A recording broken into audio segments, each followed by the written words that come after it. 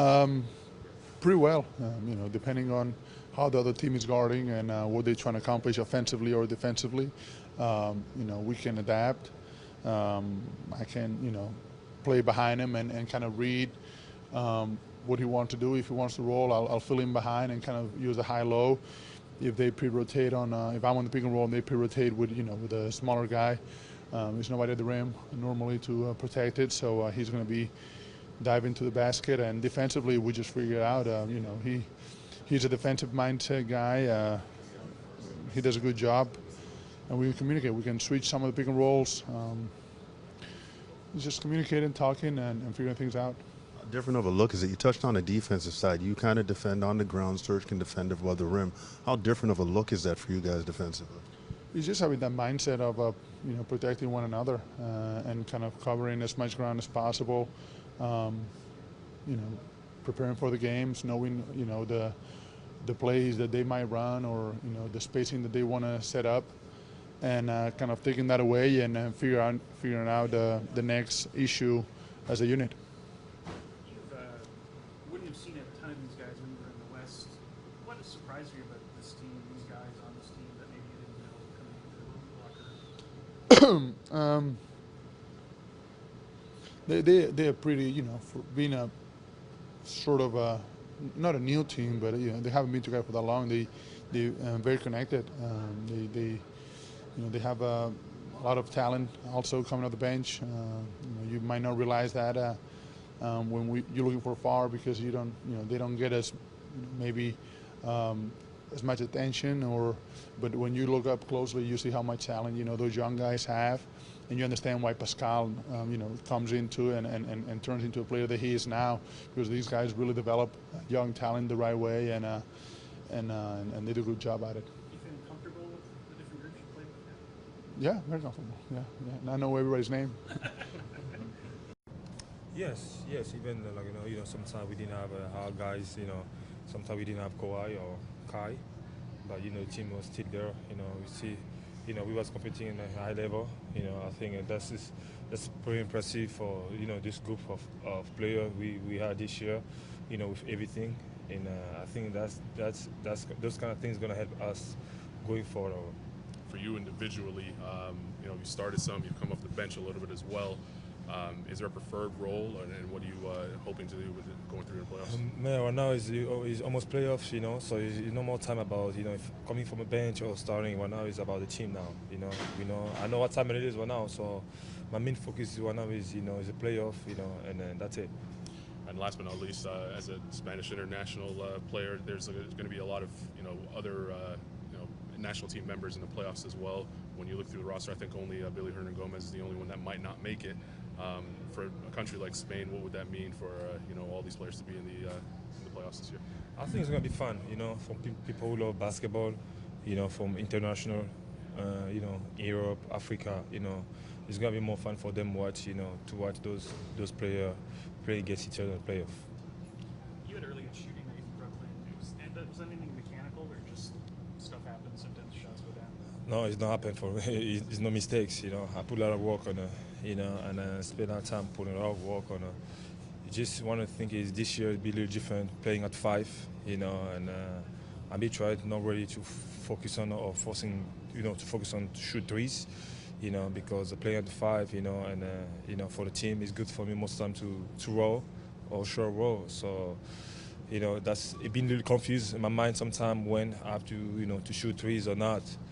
But one thing for sure, I always be working on my threes and stay ready. When you look at a team like Charlotte, who they're still going to present challenges, might not be in the mix as much as the other teams, how do you focus and approach this game? Well, I think for us is, one, we know we're going to get their best. They're fighting to stay in the playoffs. But I think at this time in the season, regardless who you're playing, you want to be playing very good basketball. I hate falling into those traps where they say, oh, this team is desperate and they're fighting for their lives. And then you'll play another team, this team's out of it and they have nothing to lose. Regardless of the situation, you got to come ready to play.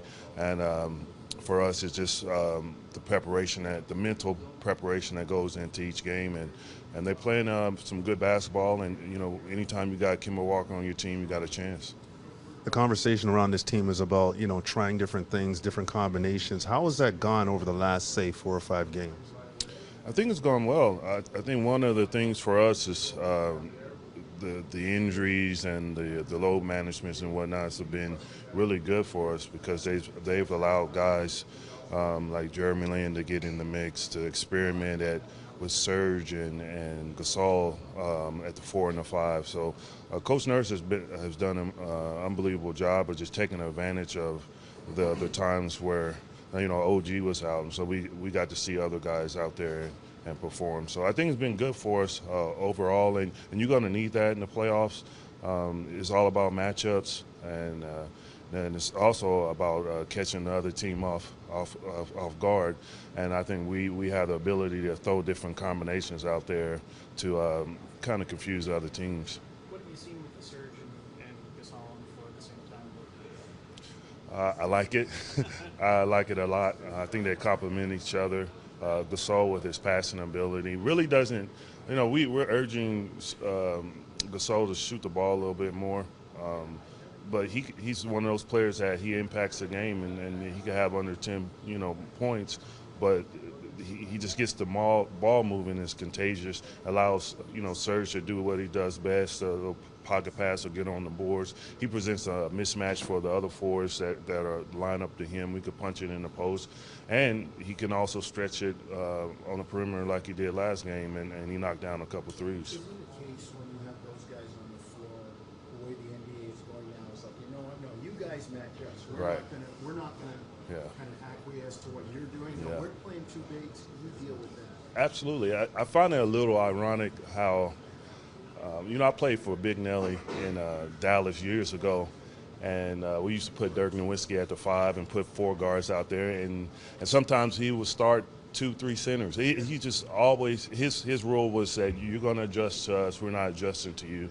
And I feel like we have that same capabilities here with the Raptors, where we could put a lineup out there that you have to adjust to us.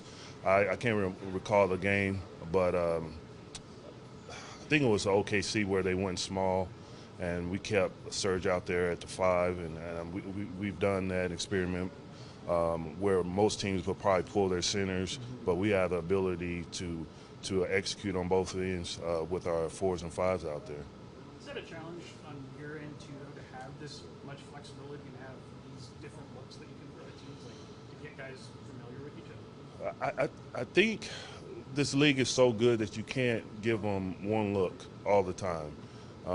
They'll start to, like if you blitz a certain guy the whole game, these guys are good and they start figuring out. It's good to throw different schemes, different combinations, but you have to have the personnel to do that, to execute it, and we have that. Thankfully we do. And we can adjust at any point during the game for our benefit. You know yet, Coach, about OG and how he's doing? I believe he's probable, and I think that's maybe a game time decision. I know Coach is going to probably handle that, but yeah, he's, from what I hear, you know, it's a game time decision.